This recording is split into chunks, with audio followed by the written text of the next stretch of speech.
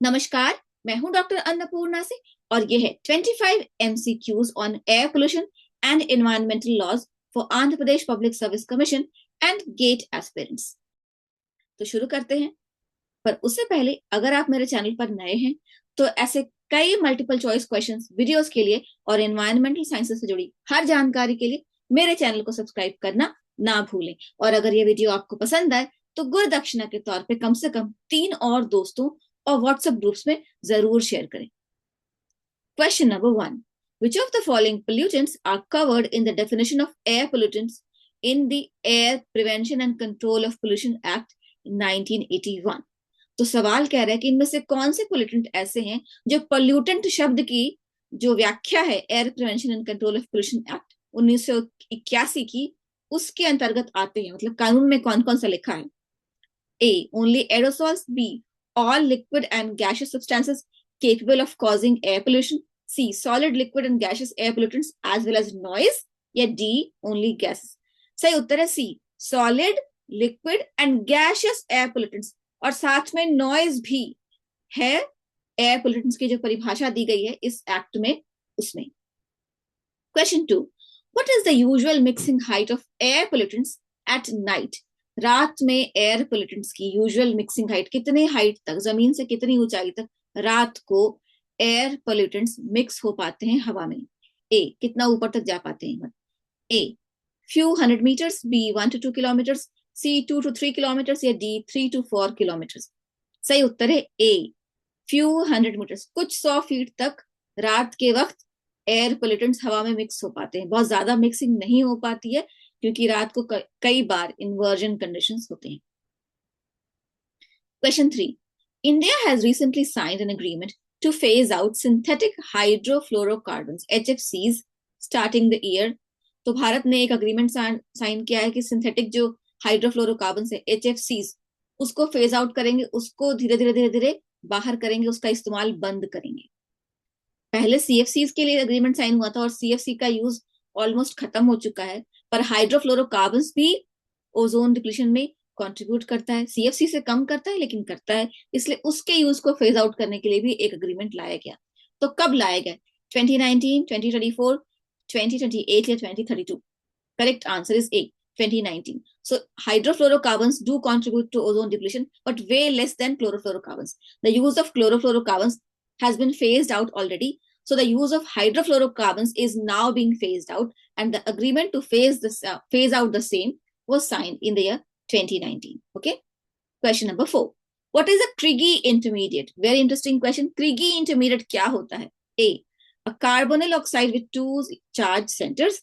B, part of PAN. C, part of ozone. या D, all of the above? All the options seem very likely, but the correct option is A, a carbonyl oxide with 2 charge centers. Now, what is a Krigi intermediate? Krigi intermediate होता क्या है देख लें। Krigi intermediates are formed when ozone reacts with an alkene unsaturated hydrocarbons, causing the ozone molecule to add across a double bond, resulting in a primary ozonide, which then decomposes to produce a carbonyl compound and a carbonyl oxide. Carbonyl oxide yahi Krigi, which is the Krigi intermediate. Essentially, they are formed through ozonolysis of alkenes. Ozonolysis means addition of ozone causing the lysis or breakdown of alkenes. Okay.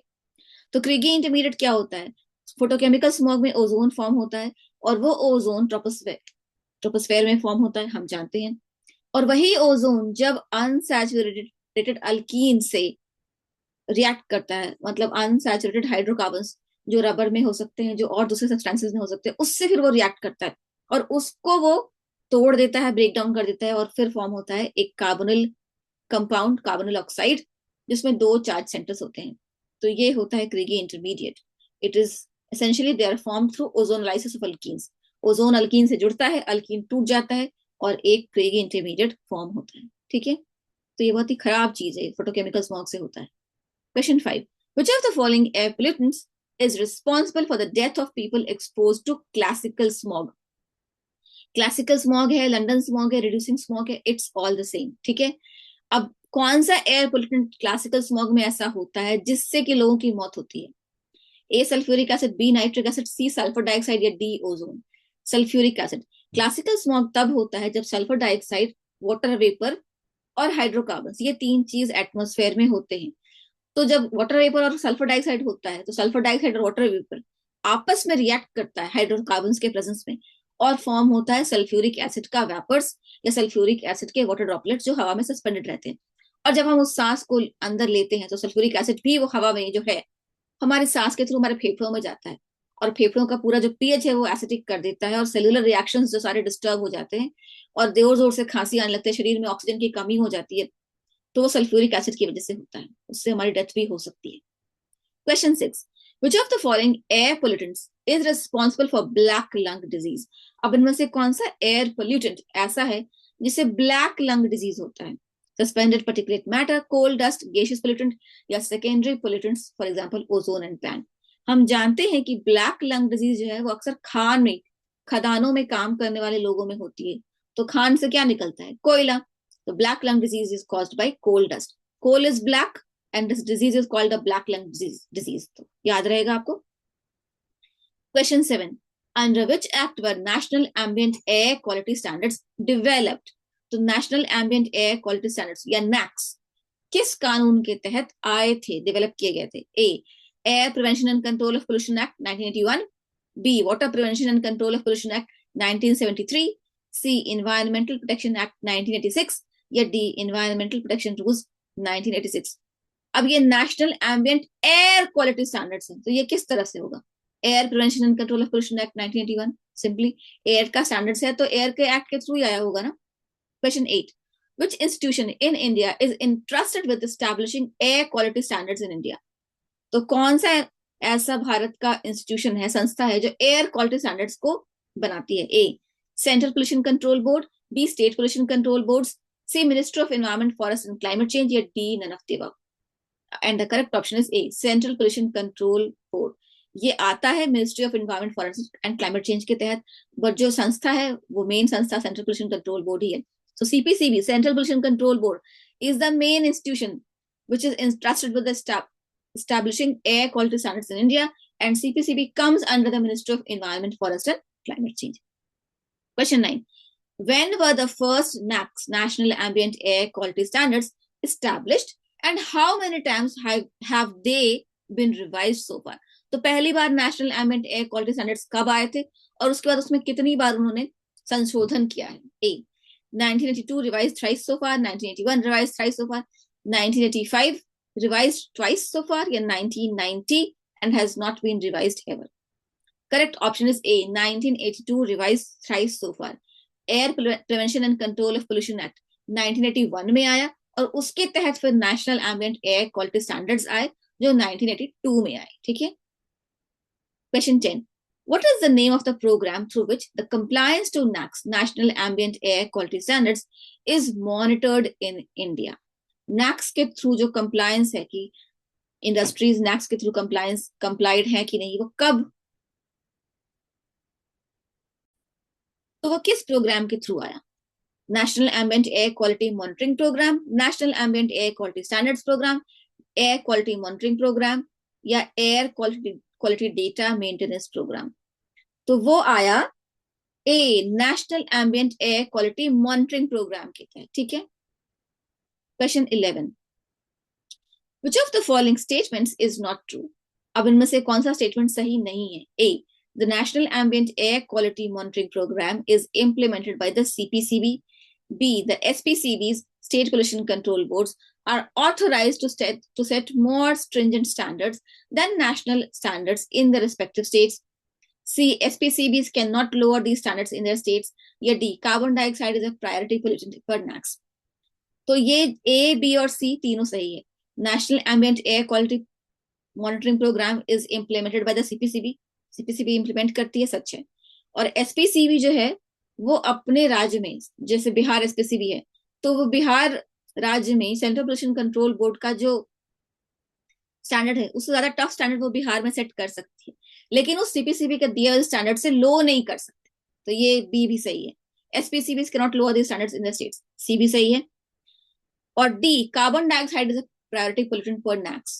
No, carbon dioxide is not a priority pollutant per NAQS.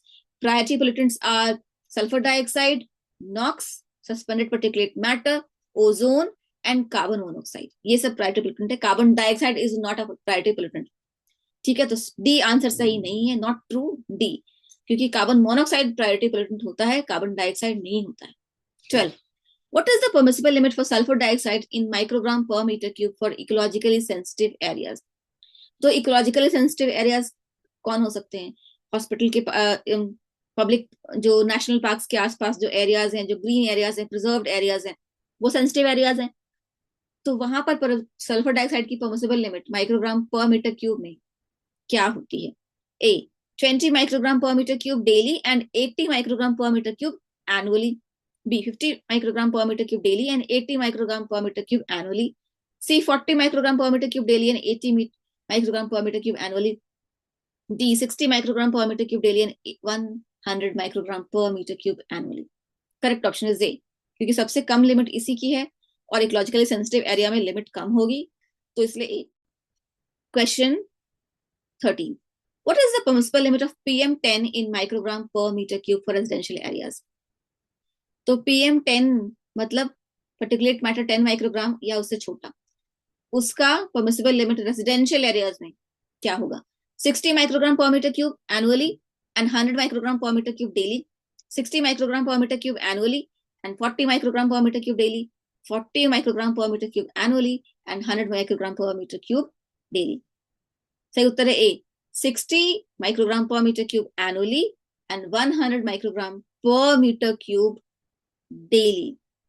कि पूरे साल का जो average है वो 60 microgram per metre cube से ज्यादा नहीं होना चाहिए, लेकिन अगर डेली 24 घंटे का एवरेज निकाले तो वो 100 माइक्रोग्राम पर मीटर क्यूब से एक्सीड नहीं करना चाहिए किसी भी दिन। That is the thing, the daily average should never exceed 100 microgram per metre cube, while the annual average should always be within 60 microgram per meter cube. ठीक है, answer is a. Question 14. The permissible limit of ozone in residential areas is A 100 microgram per meter cube for 8-hour average and 180 microgram per meter cube for 1 hour average. 100 microgram per meter cube annual average and 400 microgram per meter cube 24 hours average. 40 microgram per meter cube for 8-hour average and 80 microgram per meter cube for 1 hour average. The permissible limit of ozone are yet to be established. Answer is A 100 microgram per meter cube for 8-hour average and 180 microgram per meter cube for 1 hour average. Now, what is the difference between them? If you calculate the average, if you monitor ozone for 8 hours continuously, the average of all those readings should never exceed 100 microgram per meter cube. But if you only monitor ozone for 1 hour, then that average can go as much as 180 microgram per meter cube. This is for 1 hour. But when you calculate it for 8 hours, then it has to come within this range. Okay, अब इसका थोड़ा समझ लीजिए इसको। Answer तो ए है, पर 8 our average 100 microgram per metre cube है और 1 our average 180 microgram per metre cube है। क्यों? इसका मतलब ये होता है कि ओजोन को जब आप मॉनिटर करते हैं तो किसी एक घंटे में उसका जो रीडिंग है वो 180 माइक्रोग्राम पर मीटर क्यूब से ज्यादा कतई नहीं आना चाहिए।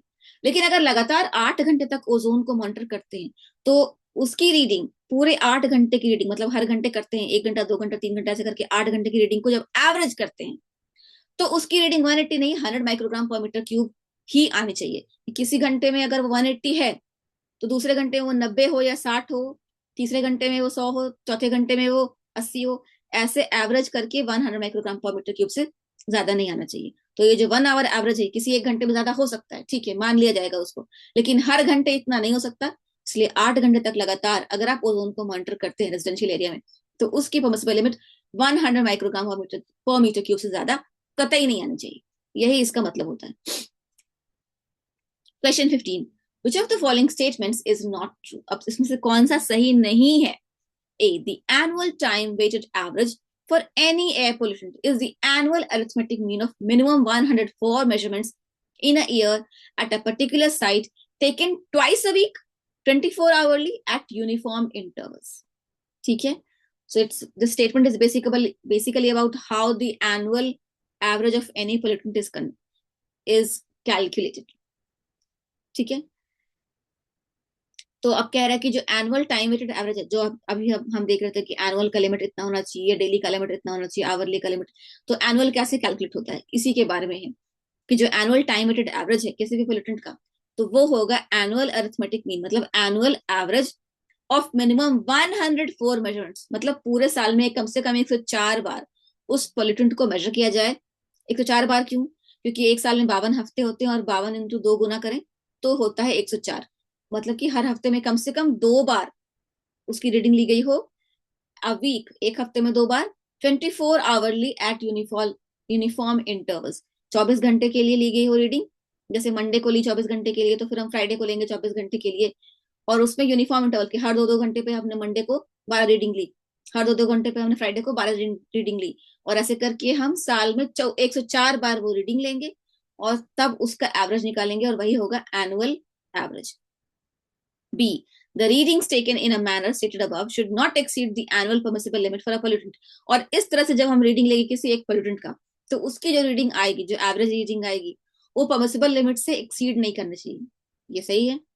C. 24 आवरली और 8 hourly or 1 hourly monitored values as applicable shall be complied 98% of the times in a year. और जो 24 घंटे का एवरेज हम लेते हैं, या डेली एवरेज जो कहते हैं, या 8 आवरली एवरेज लेते हैं, या 1 आवरली जो मॉनिटर वैल्यू लेते हैं, तो उसका जो लिमिट है वो 98% ऑफ द टाइम पूरे साल में परमिसिबल लिमिट के अंदर आना चाहिए। 2% of the time they may exceed the limits but not on 2 consecutive days of monitoring. 2% बार, जैसे 100 बार आपने रीडिंग ली, तो 2% बार अगर वो नहीं भी कंप्लाई करता है, परमिसिबल लिमिट के अंदर नहीं भी है, तो चलेगा। लेकिन वो 2% बार ऐसा नहीं होना चाहिए कि लगातार 2 दिन, जैसे मंडे को भी रीडिंग ली और ट्यूसडे को भी रीडिंग ली, तो मंडे को भी वो परमिसिबल लिमिट से एक्सीड कर रहा है, ट्यूसडे को भी वो परमिसिबल लिमिट से एक्सीड कर रहा है, तो वहां पर वो नॉन कंप्लायंस माना जाएगा और उसके लिए जो भी फाइन या जो भी सजा है वो उस इंडस्ट्री को पे करनी पड़ेगी। D. When monitoring results on 2 consecutive days of monitoring exceeds the limit specified above for a pollutant, it shall be considered adequate reason to institute regular or continuous monitoring and further investigation. तो ये भी interesting है। जब लगातार 2 दिन तक आपका जो मॉनिटरिंग रिजल्ट है वो परमिसिबल लिमिट से ज्यादा है, तो वो इनफ रीजन देगा सरकार को कि आप कंटिन्यूस मॉनिटरिंग करें। और अगर मॉनिटरिंग कंटिन्यूसली आपकी रिजल्ट्स जो है वो परमिसिबल लिमिट से ज्यादा आ रहे हैं, तो फिर आप फर्दर इन्वेस्टिगेट करें कि क्या फैक्टर है जिसकी वजह से आपकी जो इंडस्ट्री है वो कंप्लाई नहीं कर रही है, या किसी रेजिडेंशियल एरिया में अगर मॉनिटरिंग हो रही है तो फिर ये पता लगाना पड़ेगा कि क्यों उस रेजिडेंशियल एरिया में उस पर्टिकुलर पोल्यूटेंट का लेवल जो है परमिसिबल लिमिट से ज्यादा आ रहा है। ठीक है, तो ये सभी कुछ सही है। Answer is E, none of the above. None of the above is not true, everything is true. Question number 16. Which of the following pollutants has the lowest permissible limit? अब इनमें से कौन सा पोल्यूटेंट है जिसकी परमिसिबल लिमिट सबसे कम है? Lead, arsenic, carbon monoxide या बेंजोपायरीन? सही उत्तर है डी, बेंजोपायरीन। ये एक ऑर्गेनिक हार्मफुल केमिकल है, तो इसका बहुत थोड़ा अमाउंट ही टॉक्सिक है। So benzopyrene is an organic highly harmful chemical and it's harmful even in small amounts, and that is why it has the lowest permissible limit. Question 17. Which of the following articles of Indian Constitution mentioned about environment? अब Indian constitution में ये कौन सा article है जिसने environment के बारे में बात की? 51A(f), 51A(g), आर्टिकल 21 या article 48A? Choose from the codes below and the correct option is B. 2, 3 and 4, 51A(g), 50 or 21 or article 48A. Let's look at the details. Article 51A(g) talks about protect and improve the natural environment, including forests, lakes, rivers, and wildlife, and to have compassion for living creatures. Article 51A(g) क्या कहता है कि जो natural environment है, जो प्राकृतिक संपदा हमारी है भारत की, जिसमें आते हैं जंगल, झीलें, नदियां और वन्य जीव, उन सबको हम सुरक्षित करेंगे और हर जीव के लिए हमारे पास कंपैशन, हमारे पास करुणा होगी जिंदा चीजों के लिए।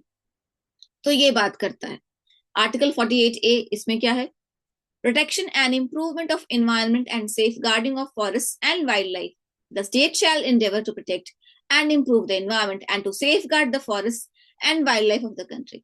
और आर्टिकल 48A में कहता है कि भारत जो गणराज्य है उसकी ड्यूटी होगी कि पर्यावरण को, वन्यजीवों को और जंगलों को संरक्षित करे, और जो राज्य है, जो भारत गणराज्य है, उसका कांस्टेंट लगातार उसकी कोशिश होनी चाहिए कि संरक्षित करे और बेहतर करे पर्यावरण को और वनों को और वन्य जीवों को।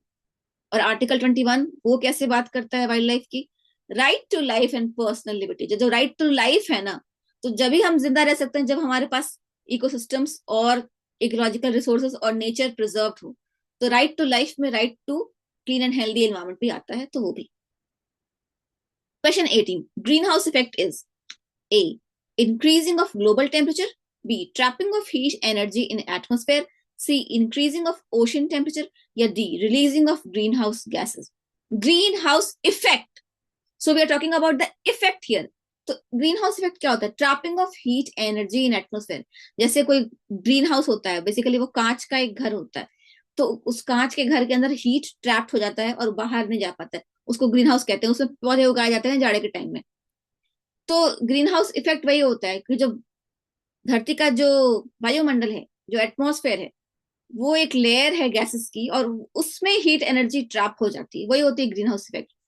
और यही ग्रीन हाउस इफेक्ट जब ज्यादा होने लगता है, जरूरत से ज्यादा होने लगता है, तो उसकी वजह से ग्लोबल टेम्परेचर इंक्रीज हो जाता है, जिसको कहते हैं global warming. So increasing of global temperature is global warming, not green house effect. Increasing of ocean temperature, this is an effect of global warming. Releasing of greenhouse gases. Releasing of greenhouse gases causes greenhouse effect, which is the trapping of heat energy in the atmosphere.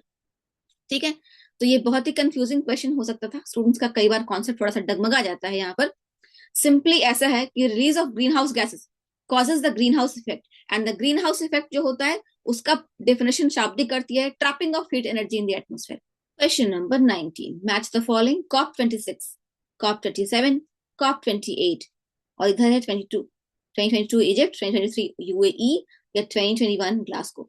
तो corp 28 जो recent हुआ था वो Dubai, United Arab Emirates में, एमिरात या Emirates में हुआ था। तो 3 को मिलाएंगे बी से। अब कौन सा ऑप्शन है जिसमें कि 3 को बी से मिलाएं? ये वाला ऑप्शन और ये वाला ऑप्शन भी। और जो कॉप 27 है इसके पहले जो हुआ था वो इजिप्ट में हुआ था, तो 2 को मिलाएंगे ए से। तो अगेन ये वाला option B is the correct option. उसके बाद हमारे पास एनीवेज एक ही ऑप्शन बचता है सी, और सी को मिलाएंगे 1 से। कॉप 26 जो हुआ था ग्लासगो में हुआ था, जो स्कॉटलैंड में है। Answer is B, C, COP 26 Glasgow Scotland, COP 27 Egypt, और कॉप 28 2023 यूएई में हुआ था। ठीक है, COP stands for conference of parties. उससे रिलेटेड मैंने एक वीडियो बनाया है, जो वीडियो इसी वीडियो के डिस्क्रिप्शन बॉक्स में उसका लिंक है। Question 20, which of the following statements about the Panchamrit project of India are correct? अब भारत में एक पंचामृत प्रोजेक्ट है, उससे जुड़ा हुआ कौन सा स्टेटमेंट सही है? A, the non fossil fuel based energy capacity of the country to 5 gigawatt by 2030। तो पंचामृत प्रोजेक्ट जो है वो बेसिकली क्लीन एनर्जी और सस्टेनेबल डेवलपमेंट के बारे में है, कि कैसे भारत जो है वो अपना एयर पोल्यूशन का जो लिमिट है वो कम करेगा, और उससे एयर पोल्यूशन कम होगा इंडिया में, और सस्टेनेबल डेवलपमेंट होगा, और ग्लोबल वार्मिंग कम करेगा। So Panchamrit project is aimed at reducing air pollution in India and thus reducing its contribution towards global warming or climate change. ठीक है, so the non-fossil fuel based energy capacity of the country will be increased to 500 gigawatt by 2030. This is correct. 50% of the country energy requirement for renewable energy by 2030, और भारत की जो भी energy requirement है वो 50%, मतलब उसका आधा, वो रिन्यूएबल एनर्जी से आएगा, फॉसिल फ्यूल से नहीं। और तीसरा, India reduces 1 billion ton of carbon emission by 2030, कि भारत जो कार्बन एमिशन करता है उसमें 1 बिलियन टन कम करेगा 2020 तक। और चौथा, carbon intensity of economy would be reduce to less than 40% by 2030। 5, net zero emissions by 2070। Net zero emission बहुत इंटरेस्टिंग है। क्या होता है नेट जीरो एमिशन का? मतलब होता है जितना कार्बन डाइऑक्साइड आप हवा में दे रहे हैं उतना हवा से वापस सोख ले रहे हैं, उसी को कहते हैं net zero emission. So net zero emission is like means the amount of carbon dioxide that you emit equals to the amount of carbon dioxide that you absorb back from the atmosphere. So your net zero emission is 0. So which of the following options is true? Option answer is A, and that is 1, 2, 3, and 5. Option 1, the non-fossil fuel based energy capacity of the country to 500 gigawatt by 2030. This is correct.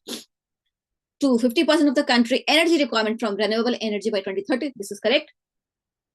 3, India reduces 1 billion tons of carbon emissions by 2030. This is also correct.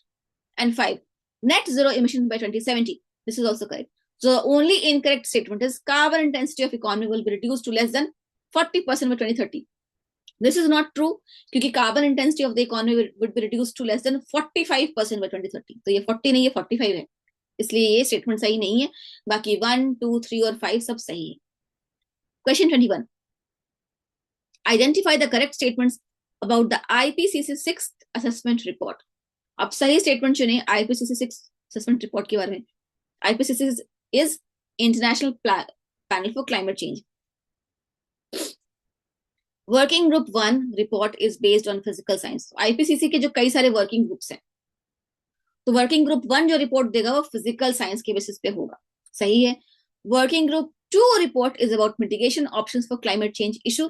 जो दूसरा working group है वो mitigation option, कैसे climate change को counter करें उसके बारे में बताएगा.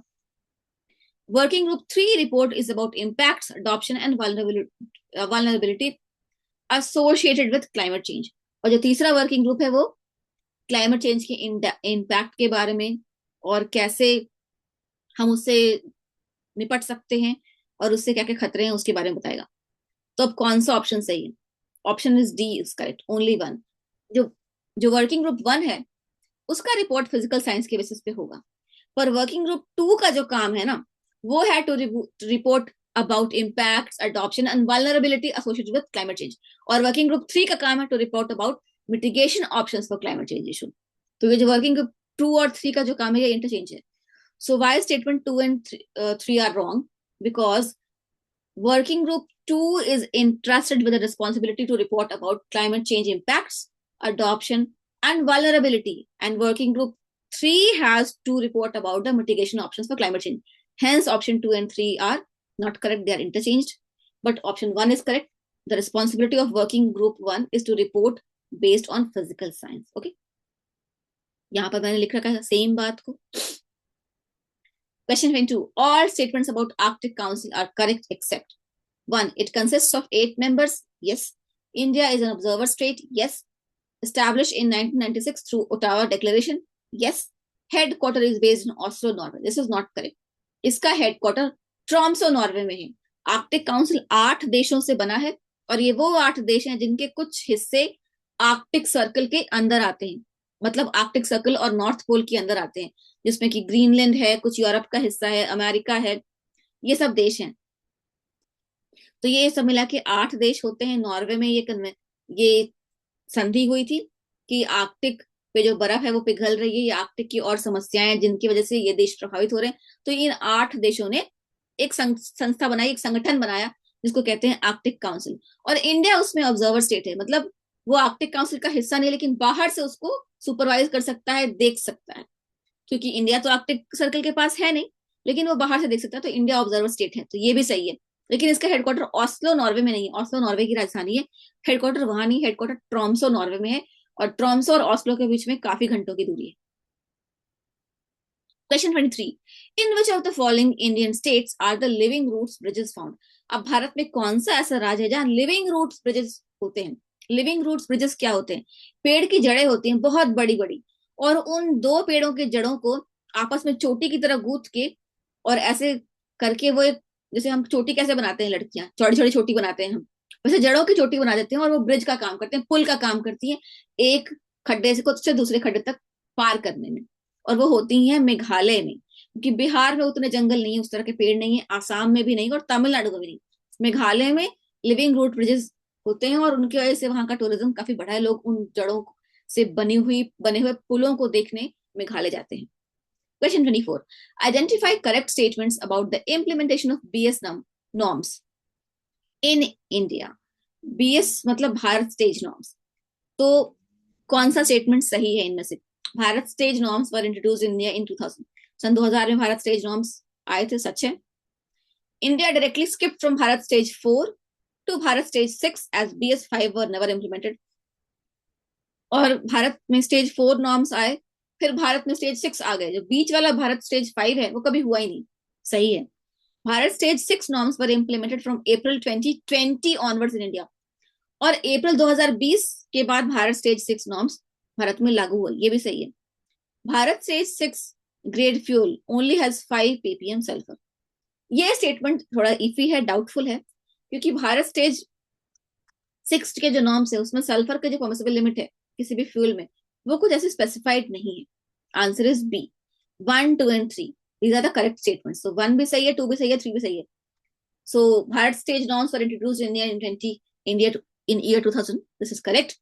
India skipped from 4 BS4 to BS6. This is also correct. BS5 were never implemented. And BS6 norms were implemented starting April 2020. So 1, 2, 3 is correct. 4 is not correct. Last questions. SAFAR is A. Monsoon tracking system. B. Air quality measuring system. C. System used to measure acidification of oceans. या D. Software used to measure for measuring forest cover. अब इनमें से कौन सा है SAFAR? Air quality measuring system. Answer is B.